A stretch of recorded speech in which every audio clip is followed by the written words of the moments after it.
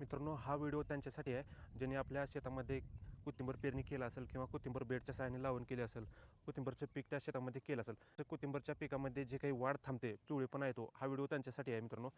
कारण की कोथिंबीर पेरल्यानंतर 20 ते 25 दिवसाच्या दरम्यान तिथे कोथिंबीर ही पिवळी पडते, कोथिंबीरवर रोग येतात, पिवळी पडून कोथिंबीर लहान बसते, कोथिंबीरची वाढ होत नाही व तसेच मित्रांनो पाणी जळायला लागते व पानावरती डाग पडतात आणि मित्रांनो कोथिंबीर मर होते. तर यासाठी मित्रांनो त्यांच्यासाठी हा व्हिडिओ आहे. मित्रांनो, मागच्या व्हिडिओमध्ये पाहिलं होतं की कोथिंबीरवर रोग व कीड नियंत्रण कसं करायचं. आपण करपा, दावण्या, भुरी यासाठी मिरवस डी वापरलं होतं आणि तसेच मित्रांनो किटकासाठी आपण बायोवर 303 वापरलं होतं. तर तो व्हिडिओ खास करून जे काही कोथिंबीरवर रोग पडतात त्या रोगांसाठी आहे मित्रांनो. कोथिंबीरवर डाग वगैरे पडतात आणि हा व्हिडिओ मित्रांनो जे काही कोथिंबीरची आपली वाढ थांबली आहे आणि कोथिंबीर पिवळी पडली आहे, कोथिंबीरवर पाण्याचे डाग आले, त्यांच्यासाठी करतो मित्रांनो. या व्हिडिओचा उद्देश म्हणजे जे काही आपली कोथिंबीर 20 ते 25 दिवसाच्या दरम्यान जी काही आपल्या कोथिंबीरची वाढ थांबते, कोथिंबीर कुठे कुठे पिवळी पडते, तर अशासाठी आपल्याला उपाय करायचा आहे. तर अशा अवस्थेत मित्रांनो आपल्याला तिथे कोथिंबीरची वाढ करायची असते, कोथिंबीरची चांगला फुटवा केली पाहिजे जेणेकरून मार्केटला चांगला भाव मिळेल आपल्याला, कोथिंबीर फुटवा करेल. तसेच मित्रांनो कोथिंबीरवर जे काही रोग पडलेले आहेत म्हणजे रोगामुळे कोथिंबीर पिवळी दिसते, तर तिथे आपल्याला हिरवेगार करायचं काम करायचं असते मित्रांनो. आणि तसेच मित्रांनो कोथिंबीरची जी काही क्वालिटी आहे ते क्वालिटी सुधारण्याचं काम करायचं असतं. कोथिंबीरची वाढ करण्यासाठी व कोथिंबीर पिवळेपणातून दूर होण्यासाठी व फुटवे करण्यासाठी मित्रांनो मी कॉन्टेस्ट वापरलं आहे, तुम्हाला दाखवतो मी. तर हे मित्रांनो एक प्रकारचं टॉनिक आहे. यामध्ये ॲम्युनो बेस ॲसिड आहे, थोड्या परत नत्र बघायला भेटतं, थोड्या प्रमाणात फॉस्फरस बघायला भेटतं, थोड्या प्रमाणात पोटॅश बघायला भेटतं.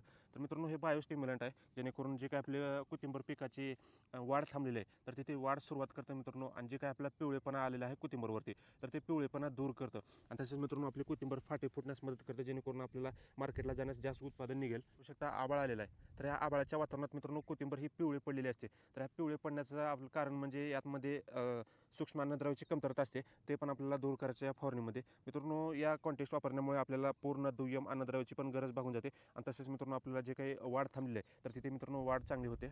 आणि मित्रांनो आपण पेरणी करताना फक्त प्रायमरी NPK खत वापरले तर मित्रांनो तिथे आपल्याला कोथिंबीरला दुय्यम अन्नद्रव्य कमी पडले असल्यामुळे तिथे कोथिंबीर पिवळी दाखवते आणि तिथे मित्रांनो वाढ थांबते. त्यासाठी मित्रांनो BASFचं मी लिबरल TMX वापरलं आहे. हे मित्रांनो EDTA चिलेटेड मायक्रोन्युट्रंट आहे, म्हणजे हे फवारणीद्वारे द्यायचं मायक्रोन्युट्रंट आहे. यात खूप प्रकारचे मित्रांनो दुय्यम अन्नद्रव्य आहेत. तर यामध्ये मित्रांनो चिलेटेड दुय्यम अन्नद्रव्य आहेत, मिश्रण आहे. त्यामध्ये झिंक आहे, लो आहे, कॉपर आहे, बोरॉन आहे मित्रांनो, मॅग्नीज आहे. तर अशा प्रकारचे मित्रांनो दुय्यम अन्नद्रव्य आहेत. हे काय करतात मित्रांनो, जे काही आपली कोथिंबीर पिवळी पडली आहे, कोथिंबीर पिवळी पडण्याचं कारण म्हणजेच यात दुय्यम अन्नद्रव्याची कमतरता. तर मित्रांनो हे काय करतं, आपल्या कोथिंबीरला पूर्ण हिरवेगारपणे ठेवतं, पाण्याची क्वालिटी सुधारते मित्रांनो.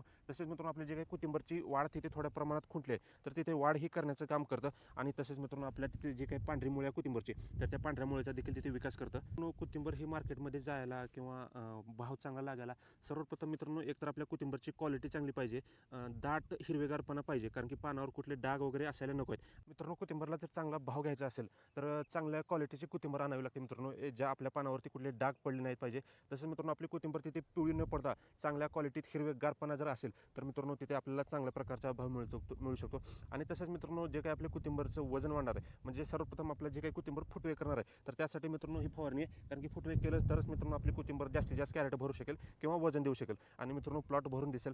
साठी आपल्याला दुय्यम अन्नद्रव्याची गरज पडते आणि तसेच मित्रांनो टॉनिक हे तिथे काम करतं. आणि त्यासाठीच मित्रांनो आपल्याला बॅकअप म्हणून आणि नेत्राचे कुठे कुठे कमी पडते तर त्यासाठी मी फॉस्फरसचे कुठे कमी पडू नये म्हणून तिथं मी जिओ लाईफचं न्यूट्रेट वापरले. तर या खतामध्ये मित्रांनो 17% नत्र आहे आणि 44% पालाश आहे. तर मित्रांनो हे काय करतं, जे काही नत्राची कमतरता आहे, नत्रामुळेच कोथिंबीर तिथे पिवळीपार दाखवते व पानावर डाग पडतात व जे काही आपले लीफ आहे, लीफ म्हणजे पान, तर ह्या पानाची क्वालिटी तिथे सुधारतं नत्र आणि झाडाची वाढ ही करते मित्रांनो, चांगल्या प्रमाणात फुटवे करण्यास मदत करतं.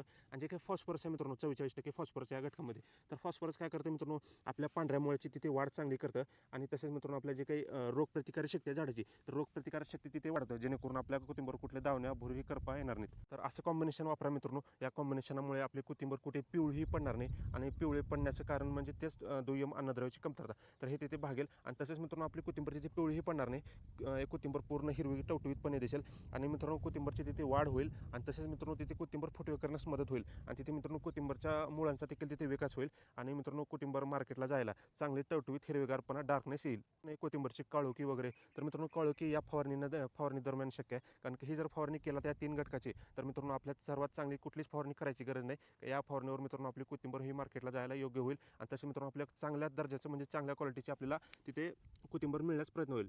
क्वांटिटी घ्यायचा मित्रांनो लिटरला 1 ml. तसंच मित्रांनो तुम्ही 20 लिटरच्या पंपासाठी तुम्ही 20 ते 25 ml टाकू शकता आणि एकरी प्रमाण म्हणलं तर तुम्ही 200 ते 250 ml तिथे वापरू शकता. आणि तसंच मित्रांनो जे काही लिबरल मायक्रोन्यूट्रंट आहे चिलिटेड तर फवारणीद्वारे वापरण्यासाठी आपल्याला लिटरला 2 ग्राम प्रमाणे वापरायचे आहे. तसंच तुम्ही एकरी 250 ते 300 ग्राम तिथे वापरू शकता. 20 लिटरच्या पंपासाठी तुम्ही 20 ग्राम वापरू शकता. आणि तसेच मित्रांनो जे काही जिओ लाईफचं न्यूट्रंट आहे ज्यामध्ये फक्त नायट्रोजन आणि फॉस्फरस आहे तर मित्रांनो हे देखील आपल्याला लिटरला 1 ग्रामच्या पद्धतीने घ्यायचं आहे. तुम्ही एकरी 150 ग्राम ते 200 ग्राम तिथे वापरू शकता. तर मित्रांनो या औषधाचं तुम्ही द्रावणही करू शकता. तुम्ही एकरी 5 ते 6% वापरून तिथे 5 ते 7 तांबे घेऊन आपलं जे काही प्रमाण आहे ते प्रमाण त्या टाकीमध्ये टाकून मित्रांनो तिथे फवारणी करू शकता. तर अशा प्रकारे आपली कोथिंबीरला फवारणी करायची आहे. तर मित्रांनो या फवारणीमुळे आपल्या कोथिंबीरची वाढही होईल, कोथिंबीर फुटवे करण्यास मदत होईल आणि जे काही मित्रांनो कोथिंबीरवर आलेले रोग आहेत ते रोग दूर करण्यास होईल आणि आपल्या कोथिंबीरची पांढऱ्या मुळाची वाढ होईल. आणि तसेच मित्रांनो आपल्या मार्केटला जायला कोथिंबीर ही चांगल्या प्रकारे फुटवा करेल आणि कोथिंबीरवर एक प्रकारची काळोखी आल्यामुळे मित्रांनो एक प्रकारचं आकर्षण येतं कोथिंबीरमध्ये जे की आपले व्यापारी येणार आहेत बघण्यासाठी. तर त्यांना चांगली कोथिंबीर दिसेल, तुम्ही चांगल्या प्रकारे भाव मिळू शकतो. मित्रांनो अशा प्रकारे आपल्याला फवारणी करायच्या कोथिंबीरची आपण 2 प्रकारात कोथिंबीरची फवारणी डिवाईड केली होती. पहिल्या फवारणीमध्ये आपण कोथिंबीरचे कीड व रोग नियंत्रण केलं आणि दुसऱ्या फवारणीमध्ये आपण कोथिंबीरची वाढ व पिवळेपणा जे काही कोथिंबीरवर पडतो तर पिवळेपणा हे दूर करण्यासाठी आणि कोथिंबीरची वाढ करण्यासाठी फवारणी केली. तर मित्रांनो अशा पद्धतीने जर फवारणी केला तर कोथिंबीरची तिथे वाढही होईल, कोथिंबीर हिरवेगारपणा होईल आणि कोथिंबीर पिवळी पडणार नाही. तर मित्रांनो व्हिडिओ जर आवडल्यास व्हिडिओला लाईक करा आणि मित्रांनो जे काही आपले कोथिंबीरचे पेरणारे शेतकरी आहेत जेणेकरून आपल्या शेतकऱ्यापर्यंत ती माहिती पोहोचवा, म्हणजेच व्हिडिओ शेअर करा जेणेकरून कोणापर्यंत चुकीची माहिती पोहोचणार नाही व त्या शेतकऱ्याचा लाभ होईल व केल्यामुळेच कोणापर्यंत चुकीची माहिती पोहोचणार नाही, योग्य माहिती त्यांच्यापर्यंत पोहोचेल व त्यांचं उत्पादनही वाढेल आणि मित्रांनो शेतकऱ्यांना जे काही फवारणीद्वारे जे काही गैरसमज असतात ते गैरसमज दूर होतील. तर मित्रांनो व्हिडिओ आवडल्यास लाईक करा आणि शेअर करा आणि मित्रांनो चॅनलला सबस्क्राईब जरूर करा. धन्यवाद.